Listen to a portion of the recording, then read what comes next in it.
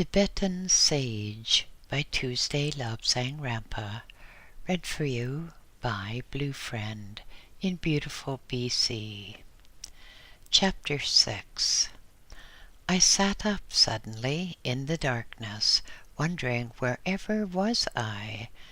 As I sat up, the light came on gradually, not like a lighting a candle where you get darkness one moment and a glimmer of light the next. This came on like the dawn, so there was no strain to the eyes. I could hear the Lama, Mingyar donned up, pottering about in the kitchen. He called out to me and said, "I am preparing breakfast for you, Lobsang, because you will have to eat stuff like this when you move to the western part of the world. Just as well to get used to it now." And he laughed with secret glee. I got up and started to make my way to the kitchen, and then I thought, no, nature comes first. So I reversed my direction of travel so that nature could come first. And with that safely accomplished, I went back to the kitchen, and the Lama was just putting some stuff on a plate. It was a sort of brownish reddish stuff, and there were also 2 eggs, fried, I suppose they were, but in those early days I had never before eaten fried food. So he got me sitting at a table, and he stood behind me. "Now, Lobsang, this thing is a fork. You take the fork in your hands and hold down the piece of bacon while you cut it with the knife held in your right hand. Then, having cut it in half, you use the fork to convey the piece of bacon to your mouth." "What a darn stupid idea," said I, picking up the bacon with finger and thumb, and thereby getting a rap across the knuckles from the Lama. "No, no, no, Lobsang. You're going to the West on a special task, and you've got to live as they live. And for that, you've got to learn how to do it now. Pick up that bacon with your fork and convey it to your mouth, and then put it in your mouth and withdraw the fork." "I can't, sir," I said. "Can't? And why cannot you do as I say?" the Lama asked. "Well, sir, I had that stuff to my mouth, and you gave me a rap across the knuckles which made me let go. So I have eaten the wretched stuff." "You have the other half there. Look. Pick it up with your fork and convey it to your mouth. Put it well inside your mouth, and then withdraw the fork." So I did that, but it seemed such a stupid idea. Why should anyone have to have a bit of bent metal to convey food to his mouth? It was about the craziest thing I'd ever heard, but here was even worse. "Now, work the concave part of the fork under one of those eggs, cut it with the knife so that you have about a quarter of the egg on the fork. You then put it in your mouth and eat it." "Do you mean to say that if I go to the West, I've got to eat in this crazy fashion?" I asked the Lama. "I certainly do mean that, so it's just as well for you to get used to it now. Fingers and thumbs are very useful for a certain grade of people, but you are supposed to be superior material. What do you think I'm bringing you to a place like this for?" "Well, sir, we fell into this wretched place by accident," I said. "Not so, not so," said the Lama. "We came in by accident, yes, admittedly so, but this was our destination. You see, the old hermit was the keeper of this place. He had been the keeper for about 50 years, and I was bringing you to expand your education a bit. But I think that fall on the rock must have knocked all your brains out. I wonder how old these eggs are, said the Lama thoughtfully. He put down his knife and fork and went to the container where the eggs were kept, and I saw him counting zeros. Lobsang, these eggs and this bacon are about 3 million years old, and they taste as fresh as if the eggs had been laid only yesterday. I played about with the egg and the rest of the bacon. I was puzzled. I had seen things decay even when packed in ice, and now I was told I was eating stuff about 3 million years old. Master, I have so many puzzlements, and the more you tell me, the more questions you raise in my mind. You say these eggs are about 3 million years old, and I agree with you. They really are like fresh laid eggs, no trace of deterioration. So how is it possible for these to be 3 million years old? Lobsang, said the Lama, it would need a very abstruse explanation to really satisfy you about certain of these things. But let us look at it in a way which is not strictly accurate, but which should give you some idea of what I mean. Now, supposing you have a collection of blocks. These blocks, we will call them cells, can be assembled to form different things. If you were playing as a child, you could make block houses from these little cubes, and then you could knock over your house and make something quite different. Well, bacon, eggs, or anything else is composed of little blocks, little cells which have unending life, because matter cannot be destroyed. If matter could be destroyed, the whole universe would come to a halt. So, nature arranges that these particular blocks are made into a shape which represents bacon, and those particular blocks represent eggs. Now, if you eat the bacon and eggs, you're not wasting anything, because eventually all this passes through you, undergoing chemical changes on the way, and eventually it gets out to the land, or the earth, where it nourishes newly growing plants. And then perhaps a pig or a sheep will come along and eat the plants and grow bigger, and so everything depends on these blocks, these cells. You may get cells which are oval, and we shall say that that is the natural type of cell. It enables a person to be built who is shapely, slender, and perhaps tall. That is because the cells, the oval cells, are all laid in one direction.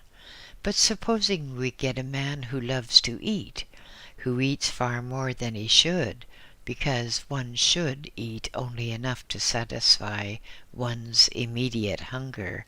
But anyway, this man eats for the love of eating, and his oval cells turn into round cells. The round cells are round because they have filled up with excess food in the shape of fat. Now, of course, when you get an oval, it has a certain length, and then if you make it into the round without increasing its capacity, it is of a slightly less length, and so your fat man is shorter than he would be as a thin man. I sat back on my heels and thought it all out, and then I said, "But what is the good of all these cells unless they contain something which gives life, and which makes one able to do something which another person cannot do?" The Lama laughed at me, and he replied, "I was giving you a very rough illustration only. There are different sorts of cells. If you get one sort of cell, and it is treated properly, you might be a genius. But if you get that same sort of cell and you treat it badly, then you might be a madman. And I am beginning to wonder which you are."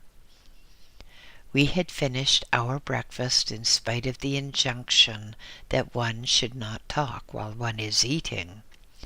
Attention should be paid to the food, otherwise it was disrespectful.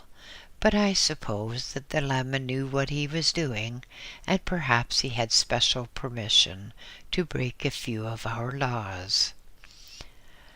Let's look about a bit.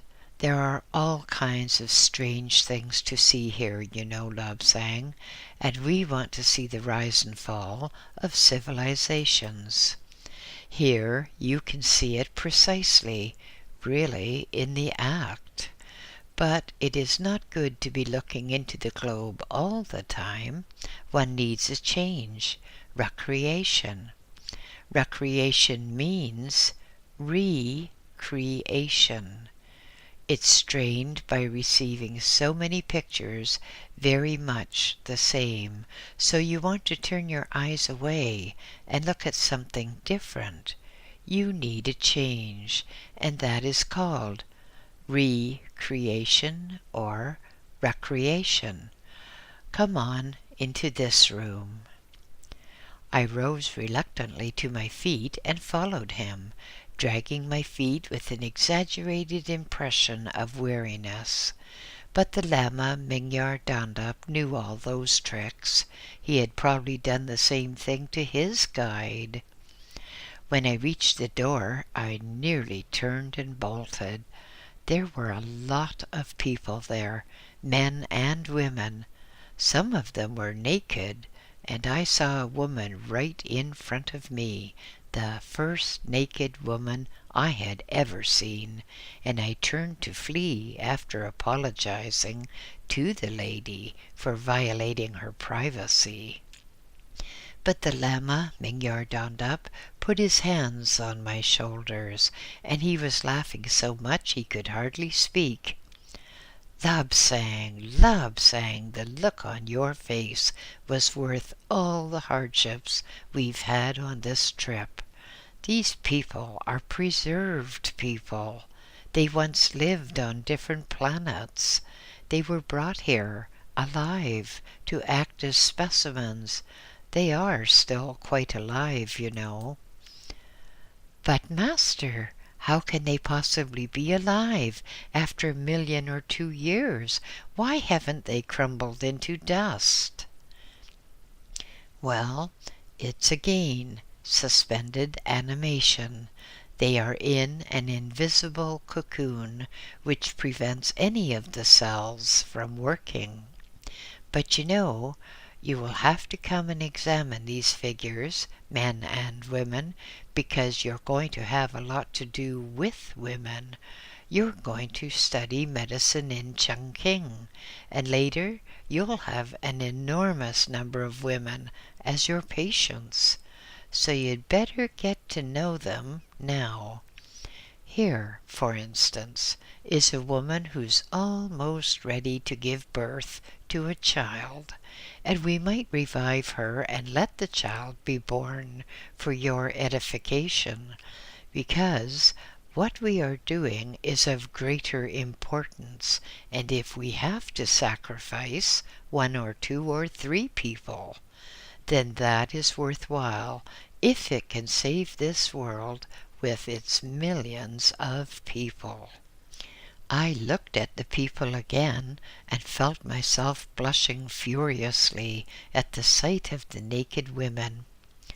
"Master, There is a woman over there who is completely black. How can that be? How can one have an entirely black woman?" "Well, Lobsang, I must say I am astonished at your amazement over this matter. There are people of many different colors, white, tan, brown, and black, and so on. In some worlds there are blue people and green people. It all depends on what sort of food they and their parents and their grandparents were accustomed to eating. It all depends on a secretion in the body which causes the coloration. But you come and examine these people." The Lama turned and left me and went into an inner room. I was left with these people who were not dead, yet not alive either. Tentatively, I touched the arm of the best-looking woman there, and it was not ice cold, it was reasonably warm. Much about my own temperature, except that my temperature had risen considerably over the last few minutes. A thought occurred to me. Master, I have an urgent question." "Ah, Lobsang, I see that you've picked the most beautiful woman of the bunch. Well, let me admire your taste. This is a very fine woman, and we wanted the best because some of the old frumps in some museums absolutely repel one. So the people who planned for this collection picked only the best. But what's your question?" He sat down on a low stool, and I did the same. I said, "How do people grow? How do they grow to resemble their parents? Why don't they come out as a baby and then resemble a horse or any other creature?" People are made up of cells. The controlling cells of the body at a very early age are what I will term imprinted with the character and general appearance of the parents. So those cells have an absolute memory of what they should look like. But as one gets older, each cell forgets just a bit of what the pattern should be. The cells, we shall say, wander from the original built-in cell memory. You may, for instance, have a woman as you are observing, and she may have been, unawakened, so that her cells blindly follow the pattern of the cell before. I'm telling you all this in the simplest way that I can.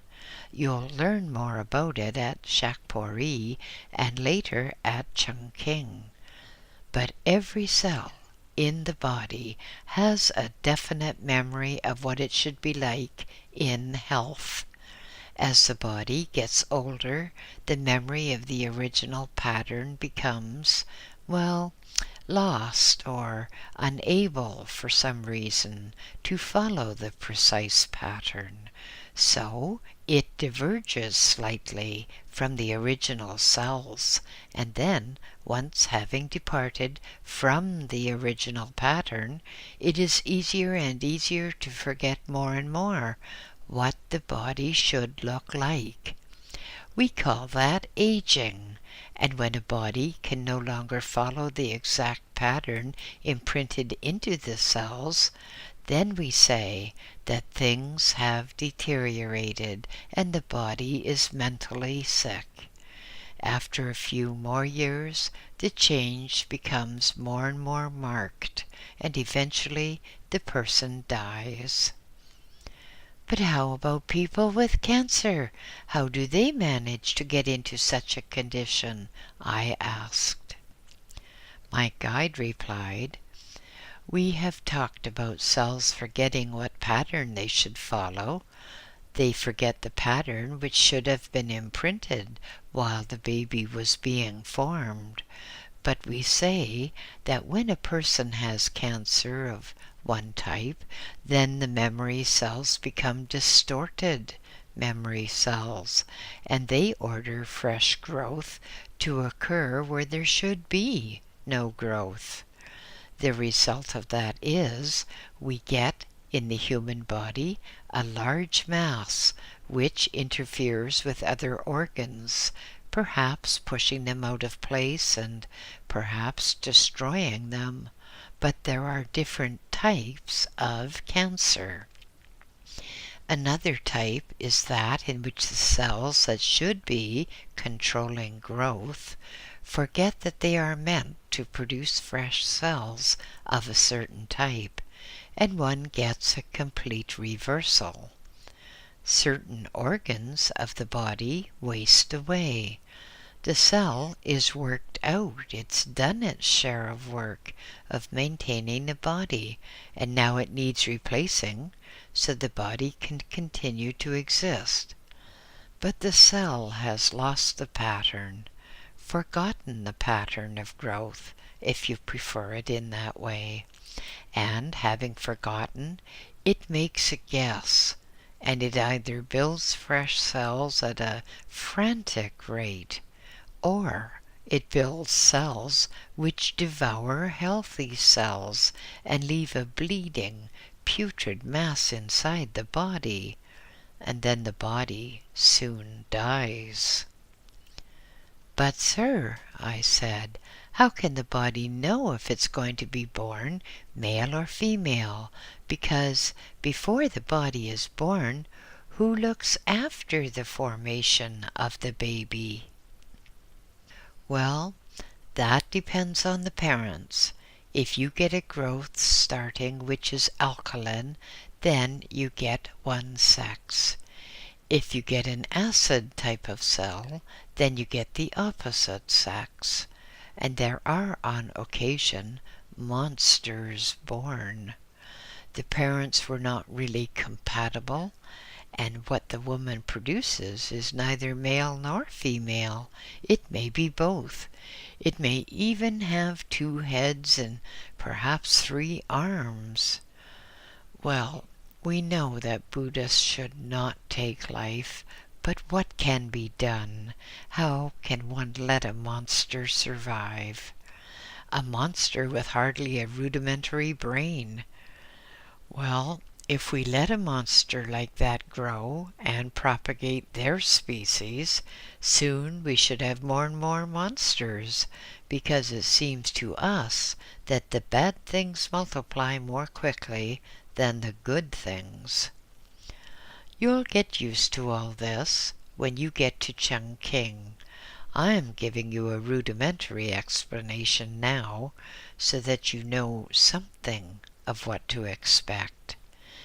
Now, in a later time, I will take you into another room and show you monsters which have been born, and I will show you normal and abnormal cells, and then you will see what a marvelous thing a human body is.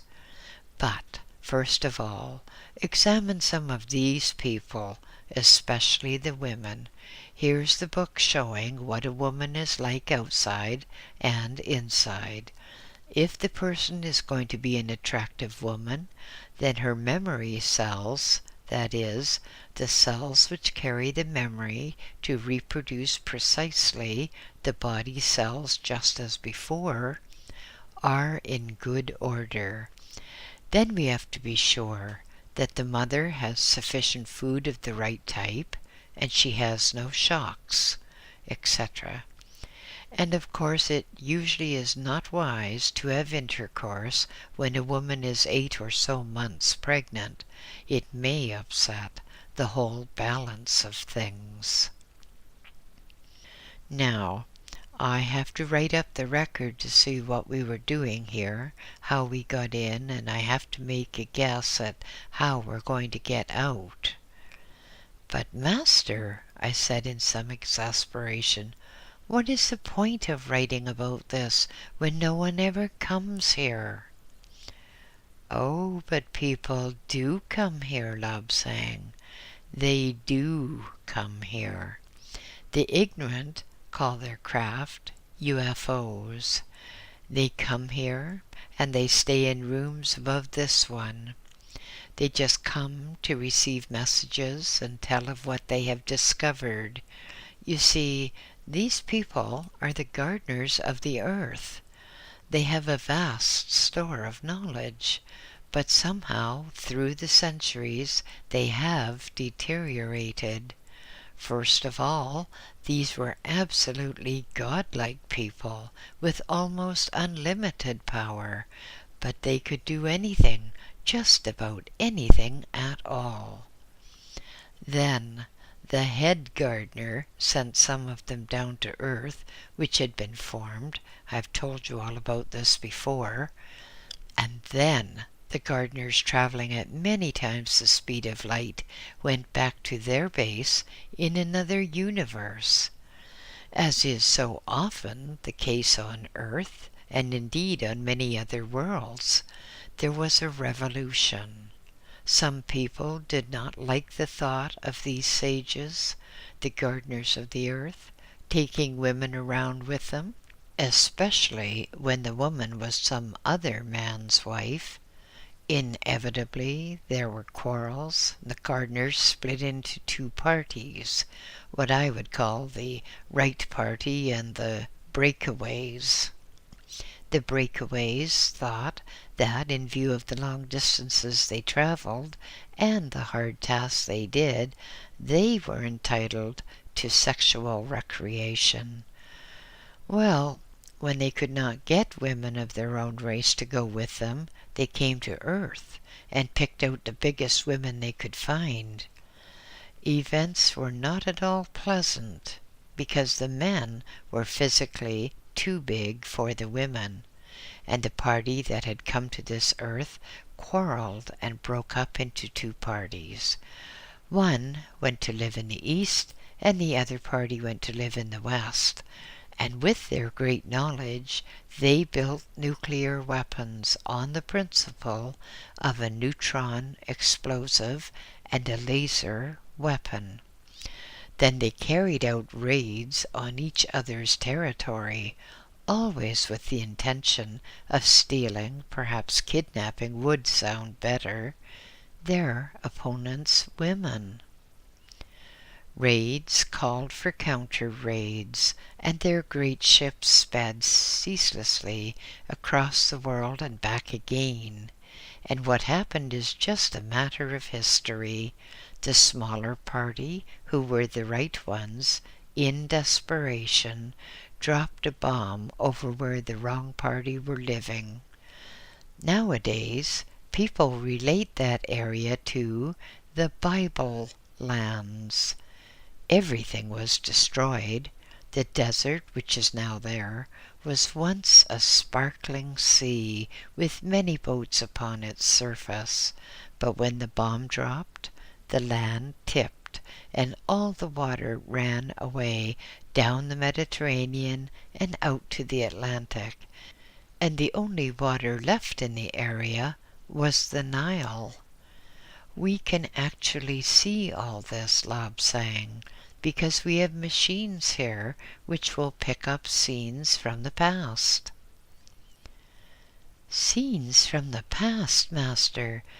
Seeing what happened 1,000,000 years ago? It doesn't seem possible.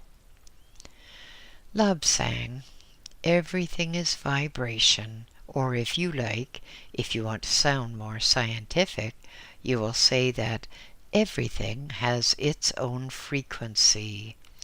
So if we can find the frequency, and we can, of these events, we can actually chase them. We can make our instruments vibrate at a higher frequency, and so it will rapidly overtake impulses which were sent off 1,000,000 years ago. And if then we reduce the frequency of our machines, then if we match our frequency with those originally emitted by the sages of old, we can see exactly what happened. It is too early to tell you about all this, but we travel in the fourth dimension so that we can overtake a thing in the third dimension. And then if we just sit still, we can actually watch everything that happened. And we can have a good laugh at some of those things written in history books and compare the works of fiction with what really happened. History books are a crime because history distorts what happened. It leads one into wrong ways. Oh yes, Lobsang, we have the machine here, actually in the next room, and we can see what people called the flood. We can see what people called Atlantis. But as I told you, Atlantis was just the term for lands which sank. They sank, to a certain extent, in the area of Turkey, and a certain continent near Japan sank as well. Come in with me, and I'm going to show you something. The Lama rose to his feet, and I rose and followed him. Of course, we have recorded many of these scenes because it is a lot of hard work actually tuning in to the incidents themselves. But we have tuned very accurately, and we have an absolute record of precisely what did occur. Now, he fiddled with some little reels which were in serried ranks against a wall, and at last he stopped and continued, "Now this will do. Now take a look at this." He put the little reel in a machine, and the great model of the earth, it must have been about 25 feet in diameter, seemed to come to life again. To my amazement, it spun and moved sideways and then moved back a bit further, and it stopped. I looked at the scene on this world, and then I looked no longer. I was there. I had every impression that I was there. There was a beautiful land. The grass was the greenest that I had ever seen, and I was standing on the edge of a beach of silver sand. People were there lounging. Some had highly decorative and highly suggestive swimsuits, and some wore nothing. They, the ones who wore nothing, certainly looked far more decent than those who had a piece of cloth which merely titillated one's sexual interest. I looked out across the sparkling sea. The sea was blue, the blue of the sky, and it was a calm day. Little ships with sails were engaged in friendly rivalry, seeing which of them was the fastest, seeing which of them was the best handled. And then, all of a sudden, there was a tremendous boom, and the land tipped. Where we were standing, the land tipped, and the sea rushed away until before us all we could see was what had been the bottom of the sea. Scarcely had we drawn a breath when a most peculiar sensation affected us. We found that we were rising rapidly up into the air. Not just us, but the land rose as well, and the little ridge of rocky hills rose and rose and rose, and it became stupendous mountains, a range of mountains extending as far as the eye could see in any direction. I seemed to be standing on the very edge of a piece of firm land, and as I cautiously and fearfully peered down, I felt sick to my stomach. The land was so high that I thought we must have traveled up to the heavenly fields. Not another soul was in sight. I was there alone, frightened, sick at heart.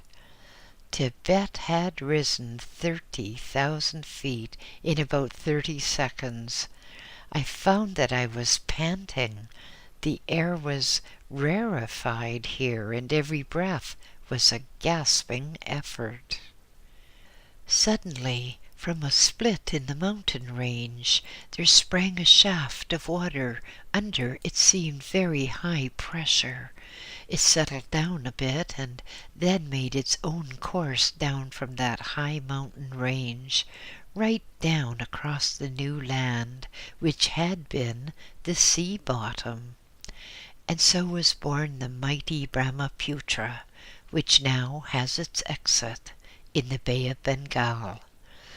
But it was not a nice, clean water which reached the Bay of Bengal. It was water polluted with corpses, human, animal, trees, everything. But the water was not the main thing, because to my horrified astonishment, I was rising up. The land was rising up. The mountain was getting higher and higher, and I was going up with it. Soon I was standing in a barren valley, ringed with mighty mountains, and we were about 30,000 feet in the air. This globe thing of the world was just an absolutely fantastic thing, because one was not just looking at the events, one was living the events, actually living them. When I looked at the globe first, I thought, some sort of scruffy show like a magic lantern thing, like some of the missionaries bring. But when I looked into the thing, I seemed to fall. I seemed to fall out of the clouds, out of the sky, and down, down, to come at rest as lightly as a falling leaf. And then I lived the actual events of millions of years before. This was a product of a mighty civilization, far, far beyond the skill of the present-day artisans or scientists. I cannot impress upon you sufficiently that this was living it. I found I could walk. For instance, there was a dark shadow which interested me greatly, and I walked toward it. I felt that I actually was walking, and then, perhaps for the first time, human eyes looked at the small mountain upon which, in hundreds of centuries to come, the mighty Potala would be built. "I really cannot understand any of this, Master," I said. "You're trying me beyond the capacity of my brains." "Nonsense, Lobsang, nonsense. You and I have been together in many, many lives. We have been good friends for life after life, and you're going to carry on after me. I have lived 400 years and more already of this life, and I am the only one in the whole of Tibet, who understands all the workings of these things. That was one of my tasks, and my other task," he looked at me whimsically, "was training you, giving you my knowledge, so that when I pass on in the near future with a dagger through my back, you will be able to remember this place. Remember how to get in, how to use all the appliances, and live again the events of the past. You will be able to see where the world has gone wrong, and I think it is going to be too late in this particular cycle's life to do much about it. But never mind. People are learning the hard way because they reject the easy way. There is no need for all this suffering, you know, Lobsang. There is no need for all this fighting among the Afridi and the British Indian Army.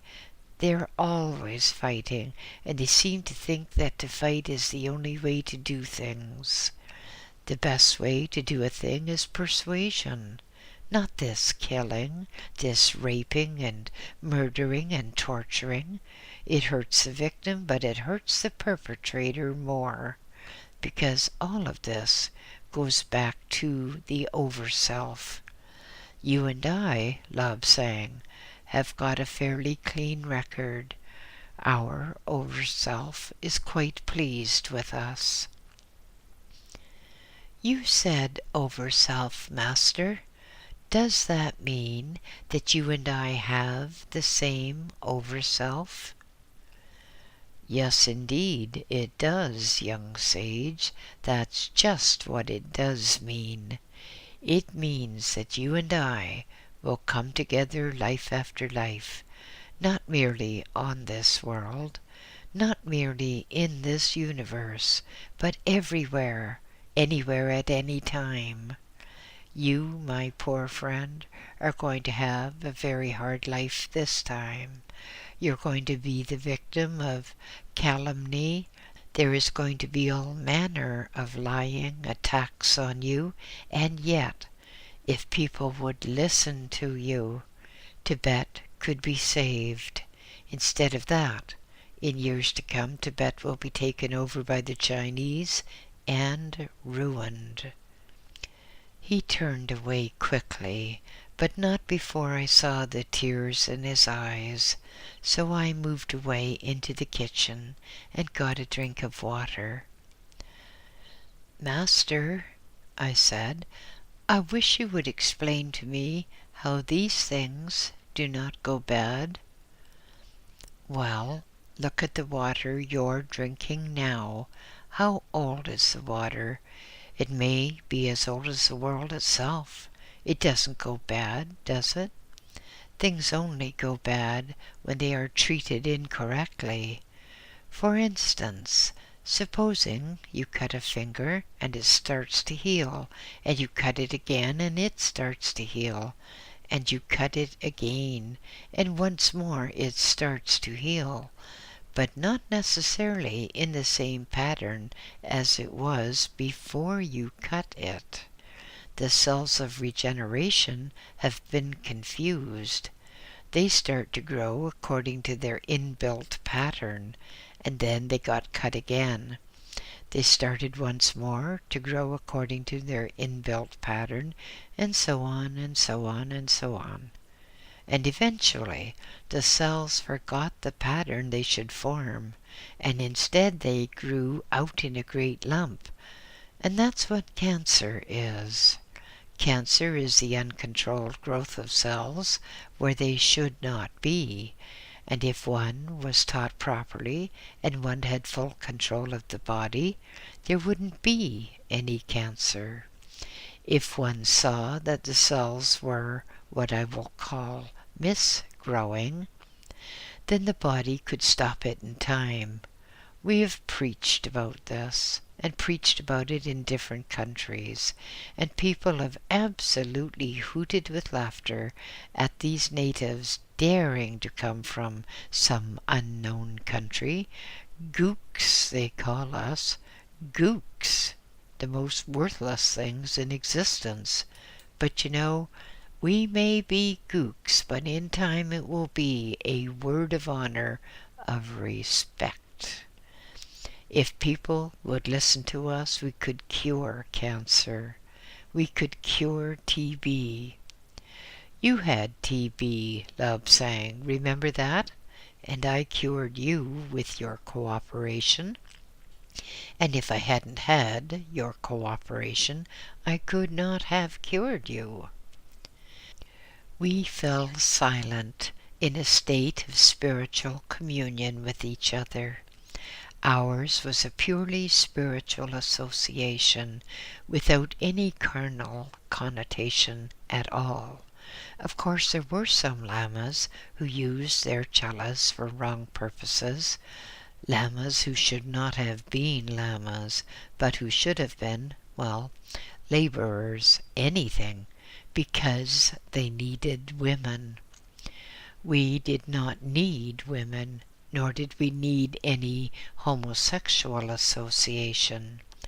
Ours, as I said, was purely spiritual, like the mingling of two souls who mingle to embrace in the spirit, and then withdraw from the spirit of the other, feeling refreshed and in possession of fresh knowledge. There is such a feeling in the world today that sex is the only thing that matters. Selfish sex, not for the continuation of the race, but just because it gives pleasant sensations. The real sex is that which we have when we leave this world, the communion of two souls, and when we return back to the Overself, we shall experience the greatest thrill, the greatest exhilaration of all, and then we shall realize that the hardships we endured on this beastly earth were merely to drive out impurities from us, to drive out wrong thoughts from us, and in my opinion, the world is too hard. It is so hard, and humans have degenerated so much, that they cannot take the hardship. They cannot profit by the hardship, but instead they become worse and worse, and more evil, venting their spite on little animals. That is a great pity, because cats, for example, are known as the eyes of the gods. Cats can go anywhere. Nobody takes any notice when a cat is sitting there, forelegs folded and tail curled neatly around the body, eyes half shut. People think that the cat is resting, but no, the cat is working. The cat is transmitting all that is happening.